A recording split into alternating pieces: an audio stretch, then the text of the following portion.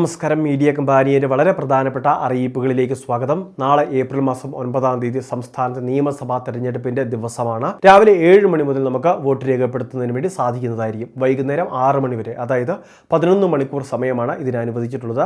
ഈ സമയപരിധിയിൽ എപ്പോൾ വേണമെങ്കിലും നമുക്ക് സമ്മതിദാനാവകാശം വിനിയോഗിക്കുന്നതിന് വേണ്ടി സാധിക്കുന്നതാണ്. അതുമാത്രമല്ല, സർക്കാർ, അർദ്ധ സർക്കാർ, പൊതുമേഖലാ സ്ഥാപനങ്ങൾ, മറ്റ് സ്വകാര്യ മേഖലകളിൽ ഉൾപ്പെടെ ശമ്പളത്തോടുകൂടി അവധി ഉൾപ്പെടെയുള്ള ആനുകൂല്യങ്ങൾ എല്ലാവർക്കും തന്നെ നൽകുന്നുണ്ട്. അതുകൊണ്ട് തന്നെ ഈ സമ്മതിദാനാവകാശം വിനിയോഗിക്കുക. ഇത് നമ്മളുടെ കടമയും കർത്തവ്യവും അവകാശവും ഒക്കെ തന്നെയാണ്.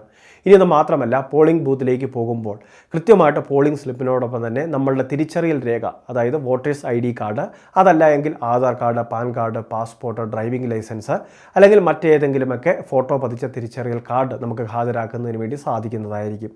ഇനി അത് മാത്രമല്ല, ഗർഭിണികൾ, മുതിർന്ന പൗരന്മാർ, അതോടൊപ്പം തന്നെ ഭിന്നശേഷി നേരിടുന്നവർ, മറ്റെന്തെങ്കിലുമൊക്കെ അസുഖബാധിതർ, ഇങ്ങനെയുള്ളവർക്കൊക്കെ മുൻഗണന കൂടി ലഭിക്കുന്നതായിരിക്കും. നിലവിൽ തിരക്കുകൾ ഉണ്ടെങ്കിൽ കൃത്യമായിട്ട് പോളിംഗ് ഉദ്യോഗസ്ഥരോട് ഈ കാര്യങ്ങൾ അറിയിക്കുക, അല്ലെങ്കിൽ സെക്യൂരിറ്റി ഓഫീസർമാർക്കാണും BLOമാർക്കാണും അവരുടെ ഈ കാര്യങ്ങൾ പറയുക. പ്രത്യേക മുൻഗണനയിലൂടെ നമുക്കിത് വോട്ടെടുപ്പ് അല്ലെങ്കിൽ വോട്ട് രേഖപ്പെടുത്തുന്നതിന് വേണ്ടി സാധിക്കുന്നതുമായിരിക്കും. ഇനി അതോടൊപ്പം തന്നെ ഈ സമയത്ത് വൈയായികമുള്ള വ്യക്തികളുണ്ടെങ്കിൽ അവർക്ക് വേണ്ടി സഹായിയായിട്ട് നമ്മുടെ കുടുംബത്തിലെ മറ്റാർക്കെങ്കിലും നിൽക്കാം. ആ രീതിയിൽ നമുക്ക് വോട്ട് രേഖപ്പെടുത്തുന്നതിനും സാധിക്കുന്നതായിരിക്കും.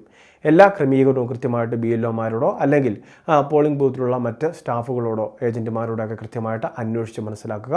നമ്മളുടെ സമ്മതിദാനാവകാശം വിനിയോഗിക്കേണ്ടതുമാണ്. രണ്ടാമത്തെ മറ്റൊരു പ്രധാനപ്പെട്ട അറിയിപ്പ്, കണക്ട് ടു വർക്ക് സ്കോളർഷിപ്പ് പദ്ധതി.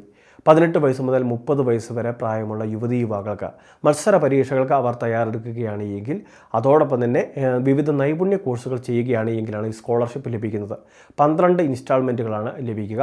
ഇതിൽ 2 ഇൻസ്റ്റാൾമെൻറ്റുകളുടെ വിതരണം ഇന്നലെ ആരംഭിച്ചിട്ടുണ്ട്. വൈകുന്നേരം 6 മണിക്ക് ശേഷമാണ് തുക വിതരണം ആരംഭിച്ചിട്ടുള്ളത്. പരമാവധി 2000 രൂപയോളമാണ് ഇന്നലെ വിതരണം ആരംഭിച്ചിട്ടുള്ളത്.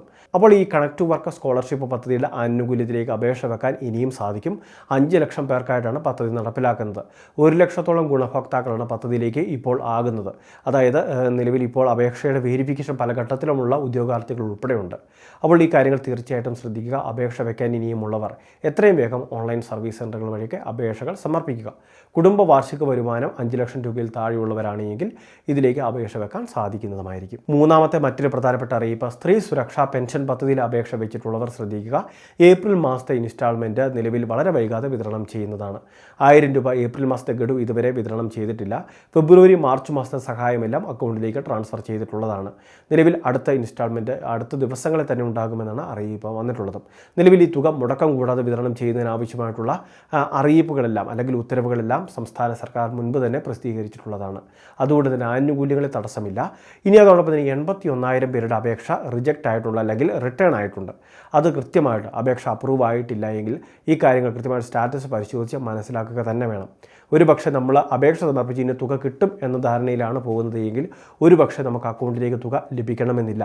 അപേക്ഷ മടങ്ങിയ അറിയിപ്പ് നമ്മുടെ ഫോണിൽ എത്തിയിട്ടുണ്ടാകും. ഒരുപക്ഷെ നമ്മളത് കണ്ടു കാണണമെന്നുമില്ല. അതുകൊണ്ട് തന്നെ തീർച്ചയായിട്ടും പദ്ധതിയിലേക്ക് അപേക്ഷ വെച്ചവർ സേവനയുടെ പെൻഷൻ വെബ്സൈറ്റിൽ, അതായത് ഗൂഗിൾ ക്രോമിൽ സേവന പെൻഷൻ എന്ന് സെർച്ച് ചെയ്താൽ മതി. അതിൽ നമുക്ക് നമ്മളുടെ പെൻഷനർ ID ആധാർ നമ്പർ ഉപയോഗിച്ച് ഈ സ്ത്രീ സുരക്ഷാ പെൻഷൻ്റെ സ്റ്റാറ്റസ് പരിശോധിക്കാൻ സാധിക്കും. അതിനുശേഷം എന്തെങ്കിലുമൊക്കെ പ്രശ്നങ്ങളുണ്ടെങ്കിൽ തീർച്ചയായിട്ടും കണ്ടെത്തുക, അത് പരിഹരിക്കുക. വളരെ പ്രധാനപ്പെട്ട കുറച്ച് ഇൻഫർമേഷനാണ് ഷെയർ ചെയ്തത്. ഇതുപോലുള്ള അറിയിപ്പുകൾക്ക് ചാനൽ സബ്സ്ക്രൈബ് ചെയ്യുക, ഫോളോ ചെയ്യുക.